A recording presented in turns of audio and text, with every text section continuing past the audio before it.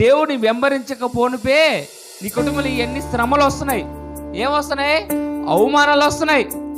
భార్యాభర్తల మధ్యలో సమాధానం ఉండదు, అత్త కోడల మధ్యలో సమాధానం ఉండదు, తండ్రి కొడుకు దగ్గర సమాధానం లేదు.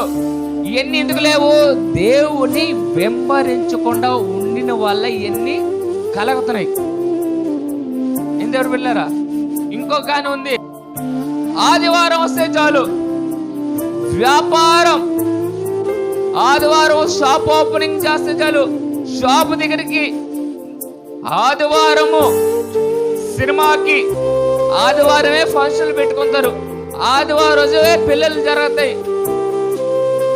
అంటే నువ్వు ఎవరిని ప్రేమిస్తున్నావు? లోకాన్ని ప్రేమిస్తున్నావు, వాటిని ప్రేమిస్తున్నావు కాబట్టి నీ కుటుంబంలో ఈ శ్రమలు వస్తున్నాయి.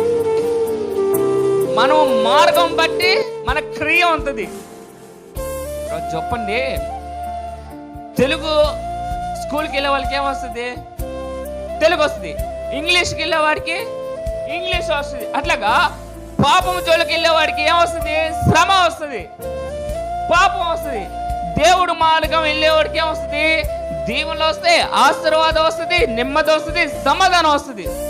జ్ఞాపకం చేసుకుని ఈరోజు లోకాన్ని వెంబరించి శ్రమ తెచ్చుకుంటావో, దేవుడు వెంబరించి నువ్వు కుటుంబంలో సమాధానం సంపాదించుకుందాం. ఏం దేవుడు పిల్లరా, ఏం చేసుకోవాలి? ఆదివారం ఎవరిని వెంబరించాలి? దేవుని వెంబరించాలి.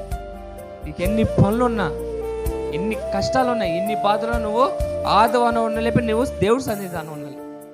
పెట్టుకోబాకు ఆ రోజు ఏ పని పెట్టుకోబాకు. ఆదివారం రోజు ఏమి ఆదివారం ఒక రోజు నువ్వు పనికి వెళ్తే నువ్వు ఆస్తికర్తలు అయిపోతా, కోటీశ్వరు అయిపోతావా? నీ షాప్లో నీ పని చేస్తున్న ఓనర్ నిన్ను ఏమైనా సన్మానిస్తారా? అదే నువ్వు ఆదివారం వచ్చి చూడు, నీ కుటుంబంలో దురాత్మలో ఎగిరిపోకపోతే అప్పుడు అడుగు. ఎందుకంటే ఆదివారం రోజు అగ్ని మండుతుంది మందిరంలో. అనేకుడు వచ్చి స్తోత్ర బలులు జరిపిస్తే పరిశుద్ధాత్మ దేవుడు బలిపీఠమైన దిగివేస్తారు. ఆ అగ్ని నీలో వెంబరించి, నీలో ఉన్న అగ్ని మండుతా నీ కుటుంబంలో ఉన్న చీకటి పారిపోయి, నీ కుటుంబంలో ఏ సమాధానం లేదో ఆ సమాధానం కలిగిస్తున్న దేవుడు. చెప్పలు దేవుడు కానీ ఏంటంటే 4 గంటలకు 5 గంటలు లేసి మోకాలేసి ప్రార్థన చేయమన్నాడు. కానీ దేవుడు ఎక్కువ భారం పెట్టాలనుకోవట్లేదు మిమ్మల్ని. ఏంటి? దేవుడు మీ పైన భారం ఎక్కువ పెట్టకూడదు అనుకుంటాడు. ఇంకా దేవుడు మాట ఏంటంటే, నీ పనుల భారం అంతా నా మీద ఉంచు, నీకెప్పుడు నేను భారంగా పెట్టను.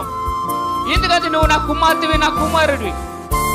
నీ వ్యాపారం కానీ, నీ కుటుంబంలో శ్రమలు కానీ, నీ వ్యాపారం కానీ, నీ కష్టాలు కానీ, నీ అప్పులు కానీ, ప్రతి భారం ఏం చెప్తున్నా దేవుడు నా మీద పెట్టు. నా కుమారుడా, నా కుమార్తె, ఎందుకు నువ్వు భారం పడి, నువ్వు శ్రమ పడి రోగాలు తెచ్చుకుంటావు? అది ఆలోచించి, ఇది ఆలోచించి ఎందుకు రోగాలు తెచ్చుకుంటావు? ఈ భారం అంతా నా పైన పెట్టినా. ఆదివారం రా, కుర్చీ వేసుకో, నేను చెప్పి మాటలు విను, వీళ్ళంతా నీకు పాట పాడు, లేదా చిన్నపిల్లలు పాటలు పాడతారు, చప్పలు కొడతారు. వాళ్ళ సైజు ఉన్నాను. ఆదివారం రోజు వారం అంతా కష్టం పడేవు కదా, ఒక్క వారం నాకు ఇచ్చేస్తే నీ భారం అంతా, వారంలో పడినంత భారం, 6 రోజులంతా పడిన భారం అంతా నా పైన పెట్టినాను. ఆదివారం వచ్చి ఈ పనుల భారం నా దగ్గర పెట్టు. 5గో సోమవారం రేపు అనగా మొదలవుతాయా, రేపు మళ్ళీ సోమవారం నుంచి శనివారం వరకు నాకు భారం అవుతుందయ్యా.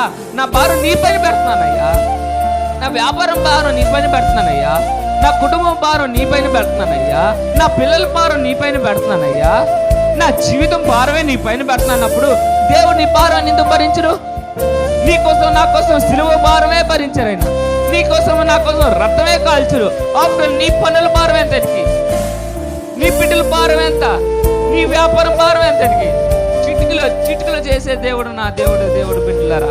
అందుకని ఈరోజు నువ్వు ఎవరు వెంబడిస్తావు జ్ఞాపకం చేసుకో.